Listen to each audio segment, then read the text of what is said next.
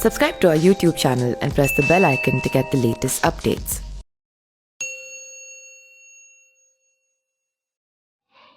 UP में होने वाले अगले विधानसभा चुनाव के लिए समाजवादी पार्टी का ओम प्रकाश राजभर की पार्टी सुभाषपा से गठबंधन हो गया है। सुभाषपा अध्यक्ष ओम प्रकाश राजभर और समाजवादी पार्टी के प्रमुख अखिलेश यादव के बीच बुधवार को ही मुलाकात के बाद दोनों ही पार्टियों की तरफ से इस बात के संकेत दे दिए गए। माना जा रहा है कि सीटों पर बातचीत फाइनल होते ही गठबंधन की औपचारिक घोषणा भी कर दी जाएगी। दोनों पार्टियों के मिलकर लड़ने का बड़ा असर पूर्वांचल की सीटों पर देखने को मिल सकता है। यहाँ 2 दर्जन से ज्यादा सीटों का समीकरण बदल सकता है।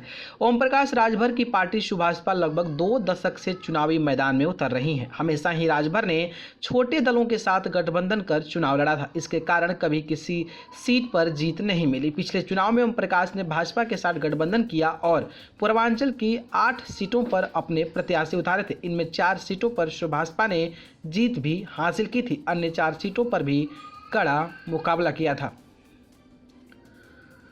यूपी के पिछड़े खासकर राजभर समाज में अच्छा खासा प्रभाव रखने वाले ओम प्रकाश राजभर ने अपनी पार्टी का गठन 27 अक्टूबर 2002 को किया था। 15 साल बाद पहली बार पार्टी ने 2017 के चुनाव में कोई सीट जीती थी। ओम प्रकाश राजभर की माने तो 100 सीटों पर राजभर समाज के वोट हार जीत तय करने की क्षमता रखते हैं।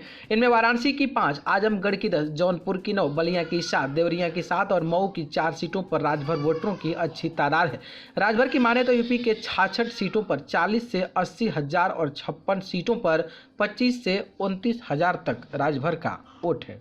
राजभर ने 1981 में कांसीराम के साथ राजनीति शुरू की। 2001 में बहुजन समाज पार्टी में मायावती से विवाद हो गया। इसके बाद ओम प्रकाश ने अपनी नई पार्टी बना ली।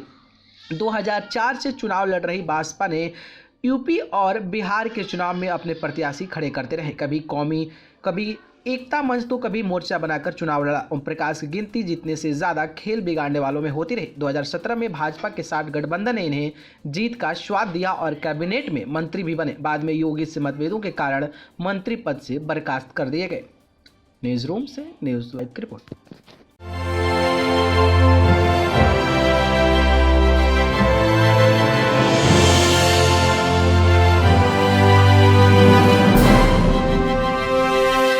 Subscribe to our YouTube channel and press the bell icon to get the latest updates.